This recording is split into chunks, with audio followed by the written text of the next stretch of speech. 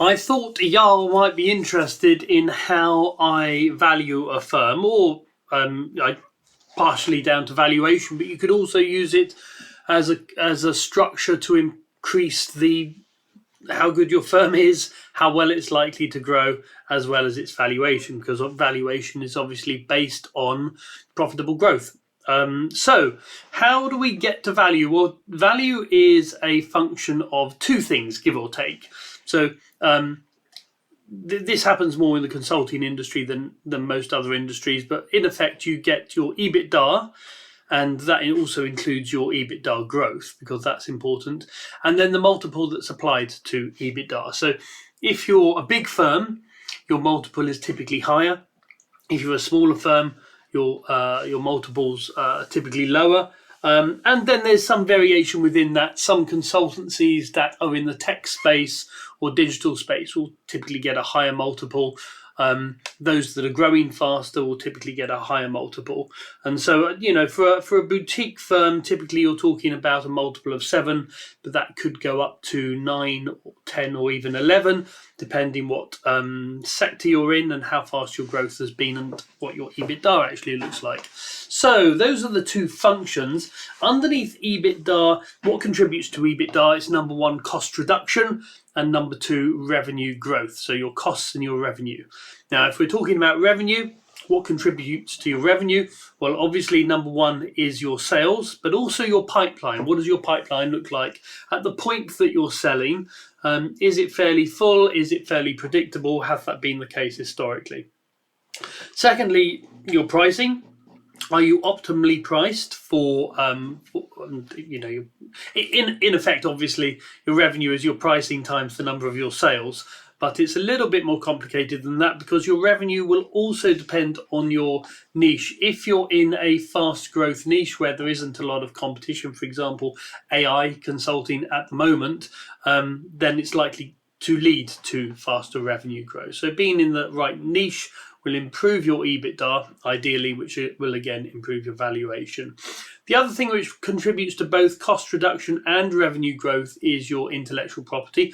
Your intellectual property contributes to your revenue growth, because you might have, for example, a standardized sales method.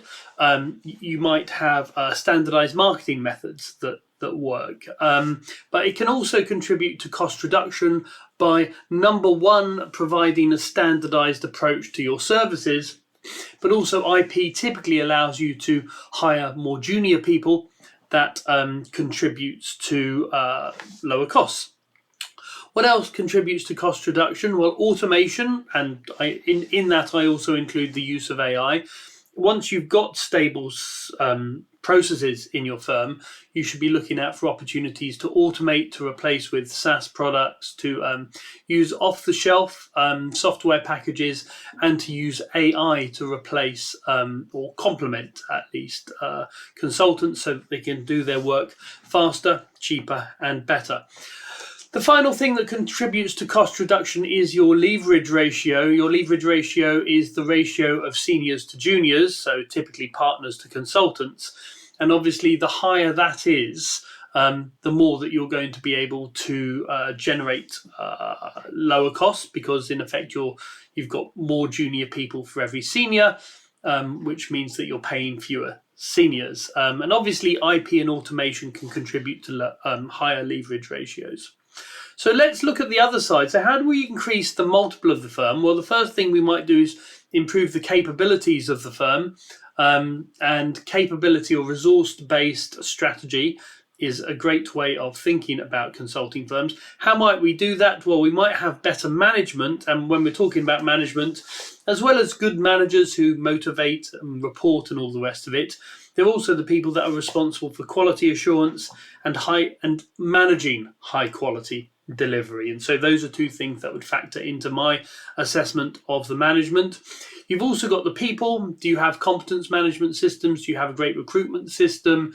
And again, I'm using the word systems because once you move from a growth firm to a scaling firm, you need systems to allow you to do that. And this is why private equity and strategic buyers are interested in intellectual property because it shows a firm, and when I say intellectual property, I don't just mean services, I also mean internally, because it shows a firm that's ready to scale or has started the scaling journey. If you're still in the growth phase, then you're really still working out what you are about. And sometimes those firms can be up to, 100 employees, but investors are less likely to invest in them because they're not ready for scaling yet. So the investor doesn't know, and perhaps the CEOs don't know the levers that they can pull in order to generate growth. Leadership, have you got the right people in place that will allow the scaling to happen? If you have promoted people simply on the basis that they've been around a long time, or even worse, that they're great at delivery, but not necessarily great at leadership, then you might have the wrong people in place. Now, a strategic buyer might deal with that themselves by, mixing up the leadership team, replacing some people, perhaps even making other people redundant. And with private equity, they're likely to have a serious conversation with you about whether the people you've got in place are the right people to take the company to the next stage. The other thing you can do to improve the multiple is improve the perception of the company, because good perception can lead to higher prices, more sales, and all the rest of it. How do you do that? Well, perhaps you look at the branding, which isn't just your logo, obviously. You're looking at the competition, you're looking at your value proposition, you're looking at how you communicate that to the market. One way of doing that is by providing great thought leadership. Thought leadership does link to, good sales and all the rest of it. But, when buyers are looking to buy consulting firms, they're looking at good, original, evidence-based thought leadership that's going to be generating sales and can be linked to sales. And finally, and relatedly, what's happening in your marketing function. So that's how I value a firm, and at least they're the different aspects. Now, I personally weight these things in different ways, and this is quite a simplistic way of presenting the factors that contribute to a valuation. Now, any point to say here is that if anyone says to you that they have a method or a piece of software that's going to calculate the value of the firm, then you should treat that with a lot of suspicion. You don't really know the value of the firm until somebody actually buys it or somebody invests in it, and that's there's a lot of variation in that, and even people with very highly evidence-based calculators, including myself, you have to have some wriggle room in there. Because it depends what the market's like, it depends who's looking at the moment, it depends what's trendy at the moment, it depends on whether we're in a recession or a boom time, and all of these things will affect the precise multiple that you're getting on your EBITDA.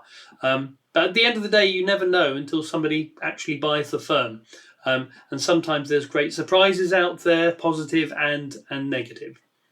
Okay, thought you might find that interesting. Hope it helped.